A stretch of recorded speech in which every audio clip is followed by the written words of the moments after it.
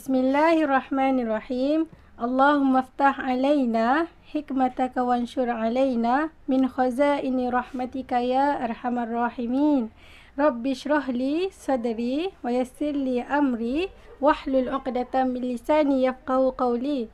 Rabbi zidni ilman warzuqni fahman waj'alni minas salihin. Innahu min Sulaiman wa innahu bismillahirrahmanirrahim.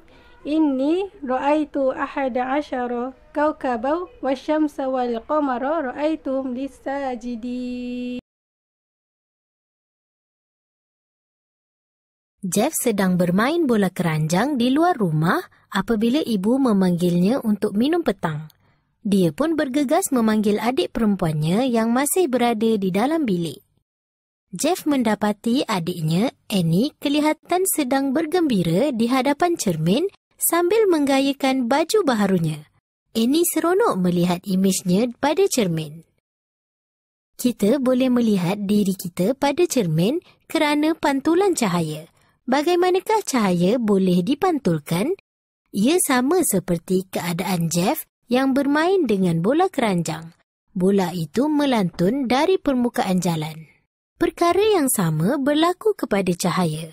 Apabila cahaya terkena pada permukaan cermin, cahaya dipantulkan dan memasuki mata kita dan kita melihat imej pada cermin. Apabila cahaya dihalakan ke permukaan cermin, cahaya dipantulkan. Bagi mewakili situasi ini, kita boleh melukis gambar rajah sinar. Permukaan yang rata, licin dan berkilat seperti cermin ialah pemantul cahaya yang baik. Permukaan kasar dan tidak rata seperti pakaian ialah pemantul cahaya yang tidak baik. Itulah sebabnya mengapa ia tidak berkilat. Pantulan cahaya sangat penting dalam kehidupan harian kita. Contohnya, cermin sisi kereta membolehkan ayah Jeff melihat kereta lain yang sedang menghampiri. Cermin cembung di persimpangan jalan memantulkan kereta yang datang dari arah bertentangan yang membantu untuk mengelakkan kemalangan.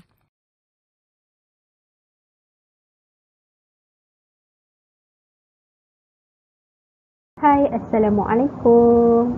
Okey, tadi awak dah tengok video tentang pantulan cahaya kan? So, hari ini topik kita adalah pantulan cahaya. Okey, awak boleh buka buku teks muka surat 94 dahulu. Okey, kita akan tengok kegunaan pantulan cahaya dalam kehidupan seharian kita ni. Sebenarnya dalam kehidupan seharian kita ni, kita banyak menggunakan pantulan cahaya. Okey, contohnya bila awak bangun, kemudian awak nak sikat rambut, awak akan tengok cermin, kan? Awak nak pakai baju, awak akan tengok cermin. Itu adalah kegunaan pantulan cahaya dalam kehidupan harian kita. Okey. Di sini ada 3 contoh. Yang pertama, di sini ada 3 contoh tentang penggunaan pantulan cahaya dalam kehidupan harian kita. Yang pertama, imej terbentuk pada permukaan air. Okey. Bila kita pergi sungai, bila kita pergi tasik, kita akan nampak pantulan cahaya tu pada permukaan air. Okey. Yang kedua, kalau awak pergi klinik gigi, awak buat pemeriksaan gigi, doktor akan gunakan alat ini untuk membantu melihat keadaan gigi pesakit pada bahagian yang terlindung.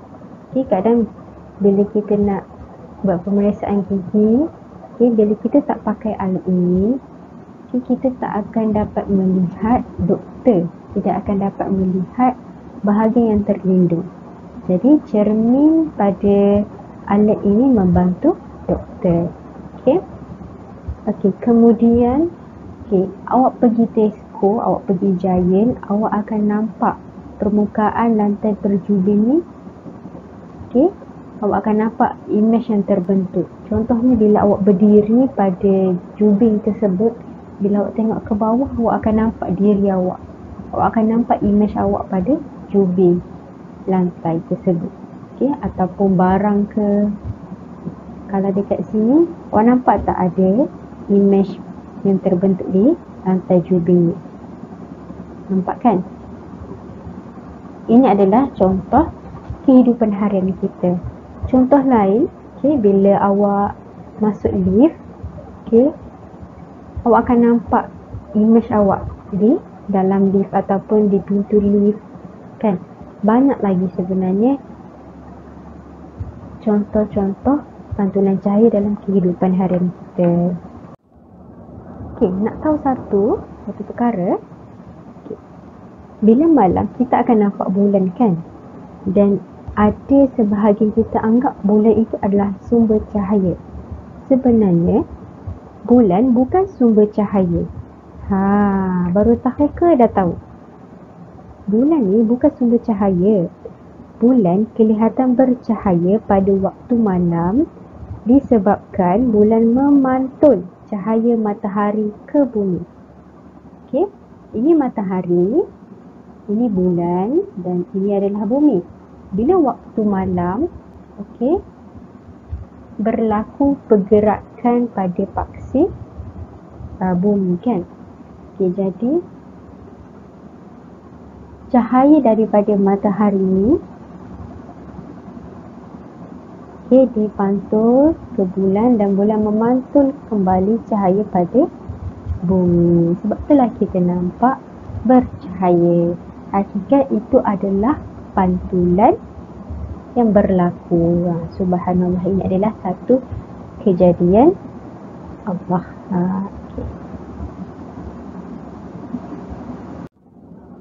Okay. Kita pergi pada muka surat 98, gambar rajah sinar. Okay. Apabila cahaya terkena pada permukaan yang rata dan licin, seperti cermin muka, kan? Okay, kita ambil cermin muka, kemudian kita ambil lampu suluh. Cuba awak nyalakan lampu suluh dan awak perhatikan arah pantulan tu ke arah yang mana. Cuba try buat. Okay? Cuba try buat. Cuba awak buat. Okey, awak ambil lampu suluh, kemudian awak halakan cahaya lampu suluh tadi ke arah cermin dan awak tengok pantulan cahaya tu pergi mana. Boleh? Ni. Okey. Apabila cahaya terkena pada permukaan rata dan licin seperti cermin muka, cahaya tersebut akan dipantulkan. Situasi ini kita boleh lukis dalam bentuk gambar rajah sinar. Ini awak kena ambil berat sebabnya dalam peperiksaan akan tanya arah yang mana yang betul. Okey. Jom kita tengok contoh yang diberikan. Okey, kita ada lampu suluh. Kita hidupkan lampu suluh. Kita ada lampu suluh. Kita hidupkan lampu suluh ini, kemudian kita halakan cahaya kepada cermin. Kemudian apa yang berlaku adalah pantulan. Bagaimana pantulan berlaku? Ya, disebabkan permukaan cermin yang licin dan rata, jadi berlakulah pantulan cahaya. Tapi persoalan kita arah yang mana? Okay. Dia akan pergi pada arah sini. Okey. Mudah untuk kita ingat. Yang pertama bentuk V.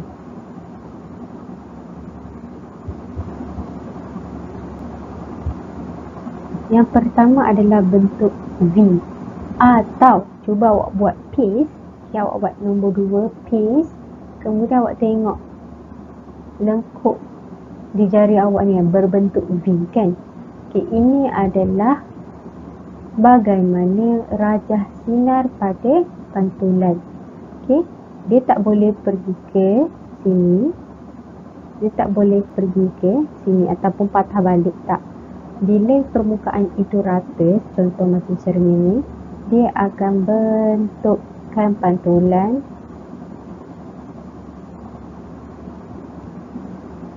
rajah sinar akan berbentuk V. Jadi, bila cahaya lampu suluh dinyalakan dan dihalang pada cermin, rajah sinar akan pergi ke sini yang berbentukkan huruf V, ataupun piece. Awak buat piece, awak mesti ingat arah gambar rajah sinar. Okey kelas, itu sahaja untuk hari ini, dan minggu depan kita akan masuk tentang pembiasan cahaya. Okey, jadi untuk minggu depan ada eksperimen yang awak perlu buat dahulu di rumah. Senang dan mudah. Okey, iaitu menyiasat pembiasan cahaya menggunakan barang-barang yang awak ada kat rumah sahaja. Okey, buat dan perhatikan. Kadang kita tengok sudu ni besar, rupanya sudu dia kecil saja. Macam mana kita boleh nampak besar sedangkan sudu yang kita ambil ni kecil? Persoalan itu akan terjawab bila awak buat penyiasatan ini. Okey, Assalamualaikum.